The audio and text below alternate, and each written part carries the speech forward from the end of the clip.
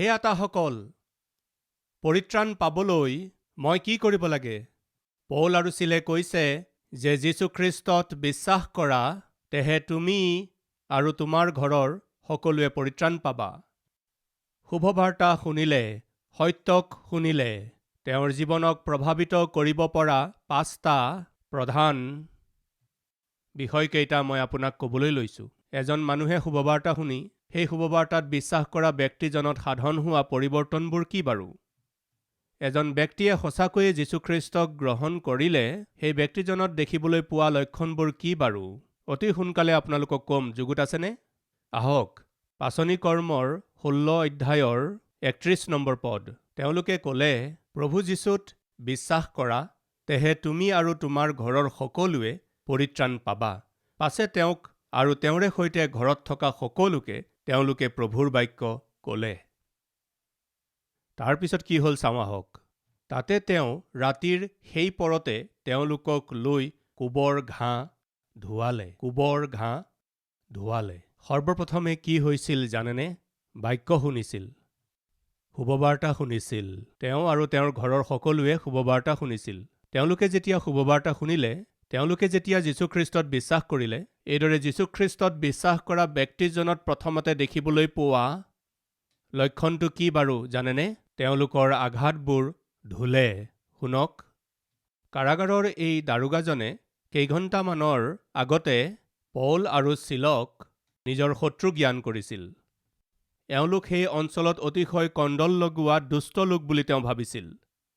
ভয়ানক ৰূপে কোবাই, ভয়ানক ৰূপে আঘাত কৰি, তেওঁলোকৰ কাপোৰ বখলিয়াই, শিকলিৰে হাত আৰু ভৰি কুন্দাত বন্ধ কৰি বন্দীশালৰ ভিতৰৰ কোঠৰীত সুমুৱাই থৈছিল। মূৰ্খ, পাপী মানুহ, এই নগৰখন ধ্বংস কৰিবলৈ আহিছা বুলি কোৱাৰ দৰে পৌল আৰু চিলক তেনেকুৱা ব্যৱহাৰ কৰিছিল।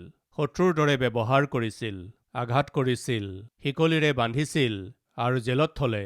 কাক? পৌলক আৰু চিলক। আৰু এতিয়া কি কৰি আছে? সেই পৌলৰেই, সেই চিলৰেই গাৰ সকলোবোৰ আঘাত কি কৰি আছে? ধুই আছে। তাৰপিছত কি হ'ল?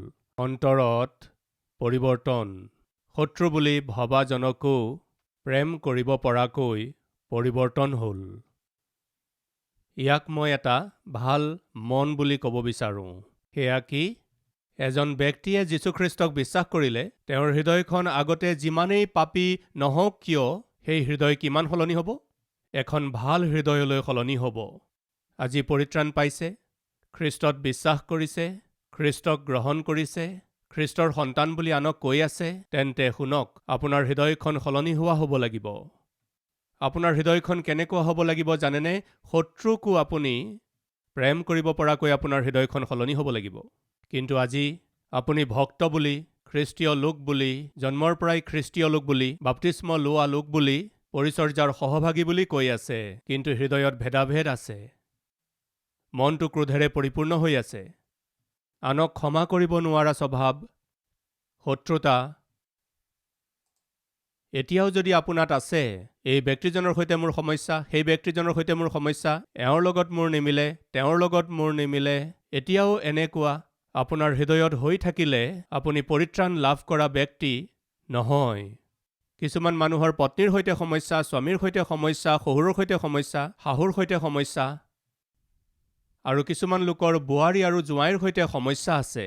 ইমানবোৰ সমস্যা নিজৰ মনৰ ভিতৰত ৰাখি আপুনি কেনেকৈ নিজকে আত্মিক ব্যক্তি বুলি কয়? শুনকচোন, তেওঁ শুভবাৰ্তা শুনাৰ লগে লগে তেওঁৰ মন পৰিৱৰ্তন হ'ল। কিমান পৰিৱৰ্তন হ'ল জানেনে? তেওঁ যাক কোবাইছিল, যাক আঘাত কৰিছিল, যাক বান্ধি থৈছিল, তেওঁলোকৰ এই আঘাতবোৰ ধুব পৰাকৈ পৰিৱৰ্তন আহিল।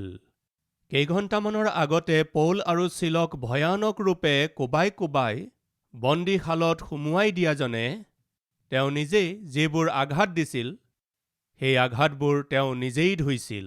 ইয়াৰ কাৰণ হৈছে তেওঁৰ হৃদয়ত খ্ৰীষ্ট আহি গ'ল। সেইকাৰণে মই খ্ৰীষ্টীয় বুলি কৈ আছে, মই ভক্ত পুৰুষ, ভক্ত মহিলা বুলি কৈ আছে, মই আত্মিক বুলি কৈ আছে, তেন্তে প্ৰেম ক'ত আছে?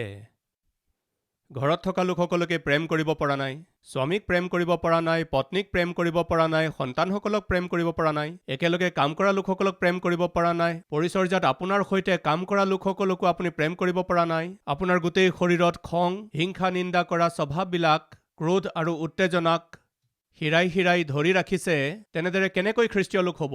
কেনেকৈ আপুনি আত্মিক স্ত্ৰী হ'ব পাৰে ভাবকচোন। এজন ব্যক্তিয়ে সঁচাকৈ পৰিত্ৰাণ লাভ কৰিলে, এজন ব্যক্তিয়ে সঁচাকৈ খ্ৰীষ্টক বিশ্বাস কৰিলে, তেওঁত দেখিবলৈ পাব পৰা প্ৰথমটো লক্ষণ কি জানেনে? প্ৰেমে ভৰা হৃদয়, প্ৰেমেৰে পূৰ্ণ হৃদয়, এটা ভাল মন থকা ব্যক্তি হিচাপে আপোনাক দেখা পোৱা যাব। দ্বিতীয়তে, পঢ়োঁ আহকচোন। তাতে তেওঁ ৰাতিৰ সেই পৰতে তেওঁলোকক লৈ কোবৰ ঘাঁ ধুৱালে, আৰু তেতিয়াই তেওঁ নিজে আৰু তেওঁৰ ঘৰৰ সকলোৱেও বাপ্তাইজিত হ'ল। সেয়া সাক্ষ্য। সৰ্বপ্ৰথমে কি? এজন ব্যক্তিয়ে খ্ৰীষ্টক বিশ্বাস কৰিলে, তেওঁত দেখিবলৈ পোৱা যায় এখন সৎ হৃদয়। দ্বিতীয়তে দেখিবলৈ পোৱা যায় জীৱনৰ সাক্ষ্য। সেই একে ৰাতিতেই তেওঁ আৰু তেওঁৰ ঘৰৰ সকলোৱে শুভবাৰ্তা শুনিলে, তেওঁলোকে বিশ্বাস কৰিলে, হৃদয়ৰ পৰিৱৰ্তন প্ৰকাশ কৰিলে, আৰু সাক্ষ্যৰ বাবে সেই ৰাতিয়েই বাপ্তিস্ম ল'লে। বাপ্তিস্মৰ অৰ্থ আপুনি জানেনে বাৰু? খ্ৰীষ্টৰ সৈতে মৰা, খ্ৰীষ্টৰ সৈতে কবৰত থোৱা হোৱা, খ্ৰীষ্টৰ সৈতে আকৌ জি উঠা হোৱা, এয়া বাপ্তিস্মৰ অৰ্থ। ৰোমিয়াবিলাকলৈ লিখা পত্ৰৰ 6 অধ্যায়ৰ 3 নম্বৰ পদ পঢ়িবলৈ লৈছোঁ। নতুবা আমি যিমান লোক খ্ৰীষ্ট যীশুৰ উদ্দেশ্যে বাপ্তাইজিত হ'লোঁ, সকলোৱে যে তেওঁৰ মৃত্যুৰ উদ্দেশ্যেহে বাপ্তাইজিত হ'লোঁ, ইয়াক তোমালোকে নাজানা নেকি? এতেকে পিতৃৰ মহিমাৰ দ্বাৰাই যেনেকৈ খ্ৰীষ্টক মৃতবিলাকৰ মাজৰ পৰা তোলা হ'ল, তেনেকৈ আমিও যেন জীৱনৰ নতুনতাত চলোঁ, এই কাৰণে বাপ্তিস্মৰ দ্বাৰাই তেওঁৱে সৈতে মৃত্যুৰ উদ্দেশ্যে মৈদামত থোৱা হ'লোঁ। কিয়নো তেওঁৰ মৃত্যুৰ সাদৃশ্যেৰে আমি যদি সংযুক্ত হ'লোঁ, তেন্তে উত্থানৰ সাদৃশ্যেৰেও হ'ম। কিয়নো তেওঁৰ মৃত্যুৰ সাদৃশ্যেৰে আমি যদি সংযুক্ত হ'লোঁ, তেন্তে উত্থানৰ সাদৃশ্যেৰেও হ'ম। উত্থানৰ সাদৃশ্যেৰেও হ'ম। খ্ৰীষ্টৰ সৈতে যদি আমি মৰোঁ আৰু খ্ৰীষ্টৰ সৈতে যদি আমাক কবৰত থোৱা হয়, তেন্তে যিদৰে খ্ৰীষ্ট জি উঠিছিল, তেনেকৈ আমিও জি উঠিম। এয়া হৈছে বাপ্তিস্মৰ অৰ্থ। আপোনালোকে জানেনে, মই যেতিয়া বাপ্তিস্ম দিওঁ, বাওঁ হাতেৰে পিছফালে ছাপোৰ্ট দি সোঁ হাতখনেৰে তেওঁলোকক ডুবাই এইদৰে এৰি দিলে কি হ'ব কওকচোন? মই আপোনালোকৰ কিমানক বাপ্তিস্ম দিছোঁ সেই কথা মই নাজানো। মই বাপ্তিস্ম দিয়া লোকসকল ইয়াত আছে যদি হাত দাঙি দেখাওকচোন। আপোনালোকে মোৰ দ্বাৰাই বাপ্তিস্ম লৈছিল। আপোনালোকে কেতিয়াবা মোৰ কাৰণে প্ৰভুক ধন্যবাদ জনাইছেনে? প্ৰভু, আমাৰ পাদ্ৰীয়ে আমাক পানীত ডুবাই ভাল মানুহ কাৰণে আকৌ উঠাই দিছিল। যদি তেওঁ নুঠাই আমাক এৰি দিয়া হ'লে আমি মৰি থাকিলোহেঁতেন। 1 মিনিট ৰ'বচোন। বাপ্তিস্ম দিয়াৰ সময়ত কি কৰি থাকোঁ? পানীত ডুবাই থাকোঁ। কিমান সময় এইদৰে ডুবাই ৰাখোঁ কওকচোন? 2 মিনিট নে 3 মিনিট? যদি মই আপোনাক পানীত বেছি সময় ডুবাই ৰাখোঁ, আজি আপুনি ইয়াত নাথাকিলহেঁতেন। হয়নে নহয় বাৰু? পানীৰ তলত ডুবাই 1 বা 2 ছেকেণ্ডত উঠাই আনো। ঠিক আছে? সেয়া কিহৰ সাদৃশ্য জানেনে? আপুনি মৰাৰ অলপ পিছতেই মোৰ প্ৰভুৱে আপোনাক মৃত্যুৰ পৰা উঠাই দিব। বাপ্তিস্ম তাৰেই সাদৃশ্য। বাপ্তিস্ম কেতিয়া ল'ব লাগে? বিয়াৰ আগে আগে ল'ব লাগে। বিয়াৰ কাৰণে বাপ্তিস্ম লোৱা কোনোবা আছে নেকি ইয়াত? বাপ্তিস্ম কেতিয়া ল'ব লাগে? সকলোৰে বিয়া হোৱাৰ পাছত ল'ব লাগে। আৰু কিছুমানে কয়, বাপ্তিস্ম এতিয়া নলওঁ, আৰু 2জনী ছোৱালীৰ বিয়া দিবলৈ বাকী আছে, তাৰ পিছত বাপ্তিস্ম ল'ম। পঢ়া শুনা শেষ কৰাৰ পাছত বাপ্তিস্ম ল'ম। কিছু সময় অপেক্ষা কৰাৰ পিছত বাপ্তিস্ম ল'ম। এনেকুৱা কথা নহয়। বাপ্তিস্মৰ অৰ্থ কি জানেনে? কবৰত থোৱা হ'ব লাগে। আৰু কবৰত থোৱা হৈ জি উঠিব লাগে। কেতিয়া কবৰত থয়? মৰাৰ লগে লগে কবৰত থয়। আপোনালোকৰ কিমানে বাৰু পাপৰ বিষয়ত মৃতক অৱস্থাত আছে হাত তুলি দেখুৱাওকচোন। মই পাপে সৈতে মৰিলোঁ এইবুলি কোৱাসকলে হাত দেখাওকচোন। তেন্তে কি কৰিব লাগে? মৰাসকলক কি কৰিব লাগে? পত্নীৰ সৈতে 30-40 বছৰ গৃহস্থালী কৰাৰ পাছতো, পত্নী সন্তানক অভাৱত নৰখাকৈ যত্ন লোৱাৰ পিছতো, ঘৰত একোৰেই অভাৱ হ'বলৈ নিদিয়া সত্ত্বেও এফালে পত্নীগৰাকীয়ে কান্দি থাকে আৰু আনফালে মানুহে কেতিয়া বুলি কৈ আছে? কেতিয়া বুলি কৈ আছে? কি? কবৰ। 20-30 বছৰ যিটো ঘৰত আছিল তাৰ পৰা বিদায় দি দিয়ে নহয়। কেতিয়া বুলি সুধিছে? কি? এই মৃতদেহটো নি কবৰত থ'ব লাগে। এদিনো বেছিকৈ থোৱা নাযায়, দুদিনো কাকো বেছিকৈ নথয়। কেতিয়া কেতিয়া কেতিয়া? সকলোৱে ইয়াকেই সুধি থাকে। অনুগ্ৰহ কৰি শুনিব। সাধাৰণতে মৰি যোৱা মানুহজনক লগে লগে কি কৰা হয় জানেনে? কবৰত সুমুৱাই থোৱা হয়। এটা সময়ত মই পাপী মানুহ আছিলোঁ। খ্ৰীষ্টক উদ্ধাৰকৰ্তাৰূপে গ্ৰহণ কৰাৰ দ্বাৰা মোৰ পাপময় জীৱনটো প্ৰভুৱে মোৰ পৰা দূৰ কৰি দিলে। এনেকুৱা ভাৱনা, এনেকুৱা বিশ্বাস আপোনাৰ মনলৈ অহাৰ লগে লগে আপুনি কি কাম কৰিব লাগে জানেনে? আপোনাৰ পুৰণি জীৱনটো পুতি পেলাব লাগে। পানীৰ ভিতৰৰ পৰা এজন নতুন ব্যক্তি হৈ আপুনি বাহিৰলৈ আহিব লাগে। কেতিয়া? আপুনি বিশ্বাস কৰাৰ লগে লগে। ফিলিপ নামৰ এজন শিষ্যই নপুংসক এজন যেতিয়া ৰথেৰে গৈ আছিল, তেওঁৰ ওচৰলৈ গৈ যীশুখ্ৰীষ্টৰ বিষয়ে ক'লে।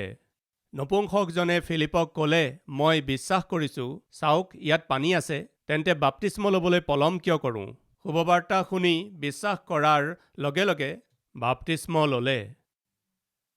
এই কাৰাগাৰৰ দাৰোগাজনে শুভবাৰ্তা শুনি বিশ্বাস কৰাৰ লগে লগে বাপ্তিস্ম ল'লে।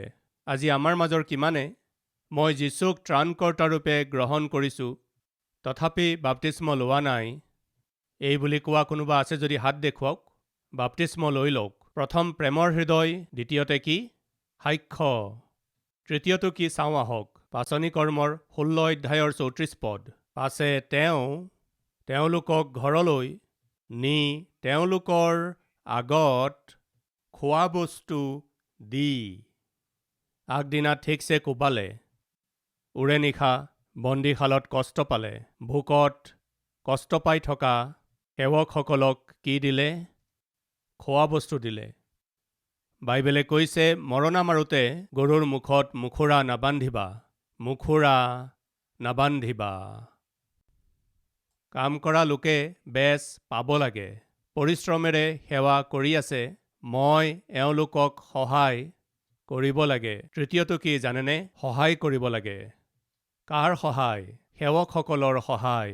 কি বিষয়ত সহায় কৰিব লাগে? তেওঁলোকৰ প্ৰয়োজনবোৰ পূৰণ কৰাত তেওঁলোকৰ সহায় কৰক। কালবাৰী মাত শুনি থকা লোকসকল, আপোনালোকে ঈশ্বৰৰ পৰিচৰ্যাত সহায় কৰা লোক হ'ব লাগিব। পৰিচৰ্যা কৰি থকা লোকসকলক সহায় আপুনি কৰিব লাগিব। শুভবাৰ্তা বিলোৱাত আপুনি সহায় কৰিব লাগিব। দশমাংশ দিয়াৰ বিষয়ত আপুনি সহায় কৰক।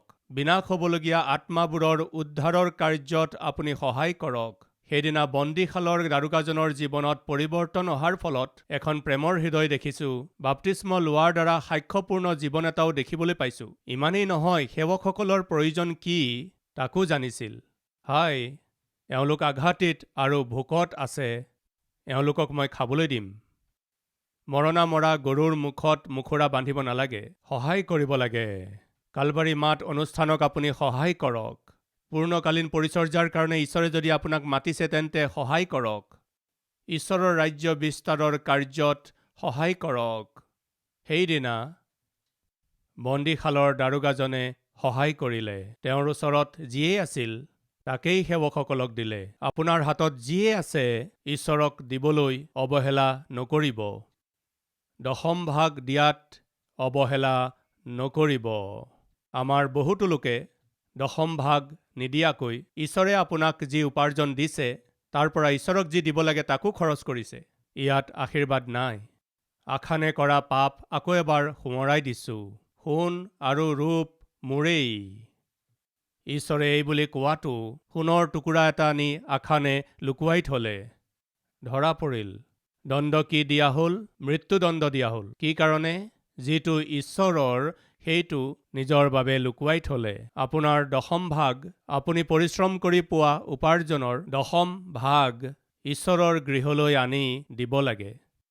তাক আমি আটক কৰি ৰাখিলে, আমাৰ নিজৰ বাবে খৰচ কৰিলে সেয়া আমাৰ বাবে আশীৰ্বাদ নহ'ব। ইমানেই নহয়, আমি যি ঈশ্বৰক দিওঁ তাকেই উভতাই আমি আশীৰ্বাদ ৰূপে লাভ কৰোঁ। আগতেও কৈছিলোঁ, বিষয়টো আহিছে বাবে আকৌ কৈছোঁ। আমি যীশুৰ ওচৰলৈ যিহকে লৈ আহোঁ তাকেই ঈশ্বৰে আশীৰ্বাদ দিব। যদি 5 টকা আমি আনো তেন্তে 5 টকাক আশীৰ্বাদ দিব। যদি 50 টকা আনো 50 টকাত আশীৰ্বাদ দিব। আৰু 100 টকা আনিলে 100 টকাক আশীৰ্বাদ দিব। যদি 1000 টকা আনো 1000 টকাক দিব। আপুনি বেংকত যি লুকুৱাই ৰাখিছে তাক ঈশ্বৰে আশীৰ্বাদ নিদিব। ঈশ্বৰক আপুনি যি দিব তাকেই ঈশ্বৰে আশীৰ্বাদ দিব। যীশুখ্ৰীষ্টৰ আশে-পাশে হাজাৰ হাজাৰ স্ত্ৰী পুৰুষ আছিল, কিন্তু এটা সৰু ল'ৰাই 5টা পিঠা আৰু 2টা মাছ আনি যীশুক দিলে। মই সুধিছোঁ, নিদিয়াকৈ যিসকলে লুকুৱাই ৰাখিলে তেওঁলোকৰ পিঠাই আশীৰ্বাদ পালেনে?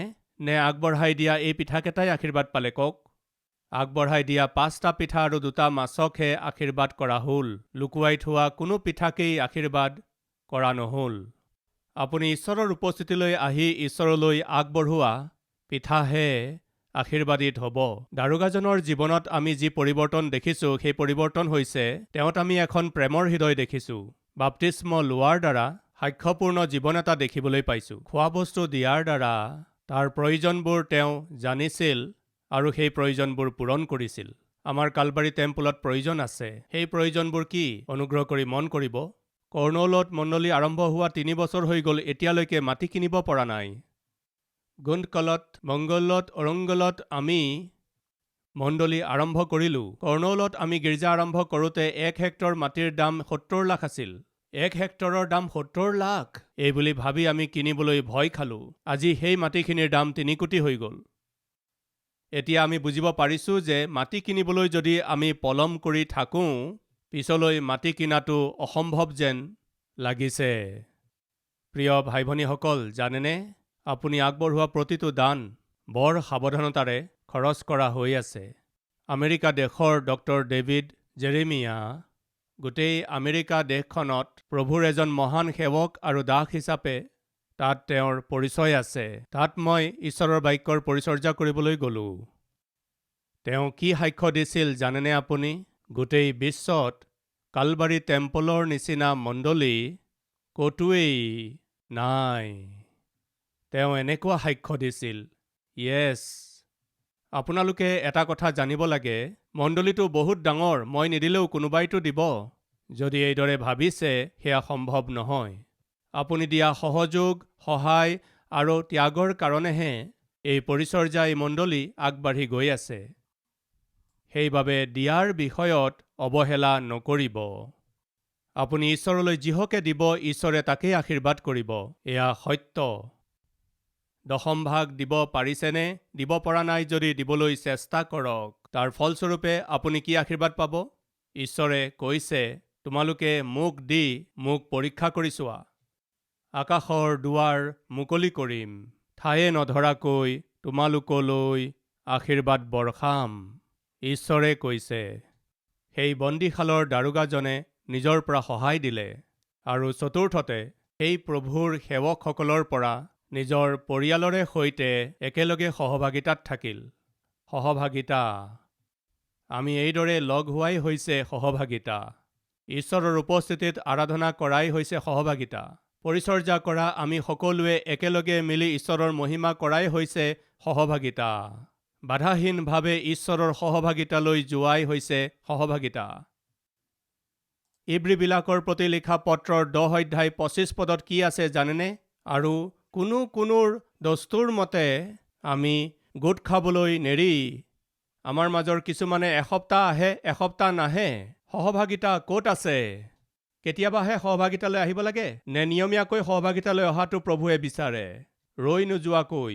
কিন্তু কিছুমান লোক নিয়মীয়াকৈ নাহে। তাৰ ভিতৰত আপোনাৰ নাম থাকিব নালাগে। তেনেকৈ ৰৈ যোৱাসকলৰ মাজত আপোনাৰ নাম থকাৰ অনুমতি নাই।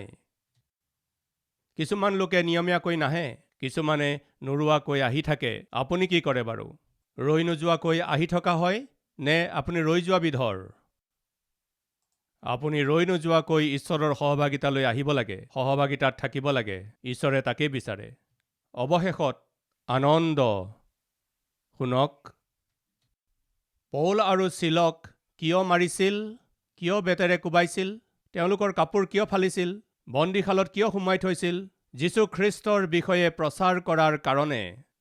এতিয়া বন্দীশালৰ দাৰোগাই কি কৰিলে? সেই যীশুকেই সেই নগৰখনতেই গ্ৰহণ কৰিলে। মানুহে একো নক'বনে? শুভবাৰ্তা প্ৰচাৰ কৰাৰ কাৰণে পৌল আৰু চিলক ইমানকৈ কোবাইছিল, তেওঁলোকক প্ৰাণে মাৰিবলৈ চেষ্টা কৰিছিল যেতিয়া, সেই যীচুকেই তেওঁ সপৰিয়ালে সৈতে বন্দীশালৰ দাৰোগা সেই ৰোমিয়া ব্যক্তিজনে সেই খ্ৰীষ্টক গ্ৰহণ কৰাৰ কাৰণে তেওঁৰ চাকৰি থাকিব বুলি ভাবেনে? আৰে দুষ্ট!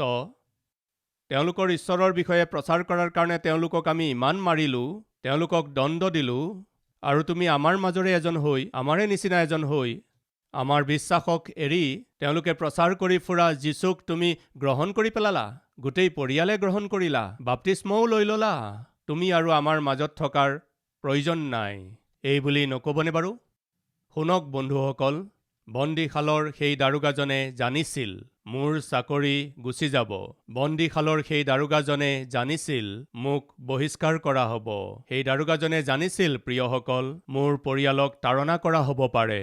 কিন্তু তেওঁ এটা সিদ্ধান্ত ল'লে।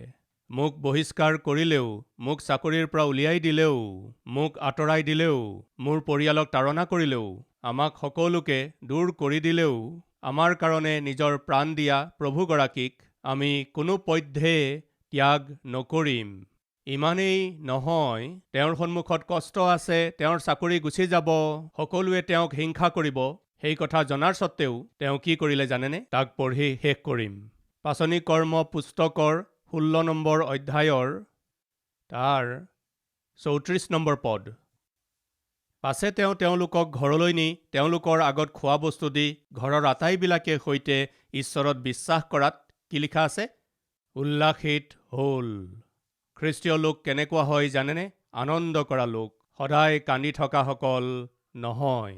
এজন ব্যক্তিয়ে খ্ৰীষ্টক বিশ্বাস কৰি তেওঁক গ্ৰহণ কৰিলে তেওঁৰ জীৱনত দেখিবলৈ পোৱা 5টা প্ৰধান লক্ষণ কি হয় কওকচোন? সৎ হৃদয়, কওকচোন সাক্ষ্য, কওকচোন সহযোগিতা, কওক সহভাগিতা, কওকচোন আনন্দ।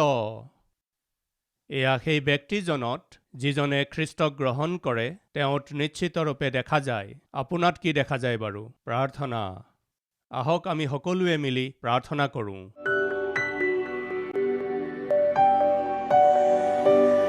মহান প্ৰেমময় পিতৃ ঈশ্বৰ, আমাৰ সৈতে স্পষ্ট আৰু পোনপটীয়াকৈ কথা কোৱাৰ বাবে ধন্যবাদ জনাইছোঁ। সিঁচি দিয়া হোৱা এই বাক্যক ফলৱান কৰি এতিয়াৰ পৰা আমি পিতা, সৎ হৃদয়, সহভাগিতা, সহযোগিতা, সাক্ষ্য আৰু আনন্দ সহিত জীৱন যাপন কৰিবলৈ আমাক অনুগ্ৰহ দিয়ক। নিৰন্তৰে আপোনাৰ উপাসনা কৰিবলৈ আমাক অনুগ্ৰহ দিয়ক পিতা। আপোনাৰ ইচ্ছা অনুসৰি প্ৰকৃত আৰু সঠিক খ্ৰীষ্টীয় লোক আৰু বিশ্বাসীসকলৰ নিচিনাকৈ জীৱন যাপন কৰিবলৈ অনুগ্ৰহ বিচাৰি যীশুৰ নামত মাগিছোঁ পিতা। আমেন।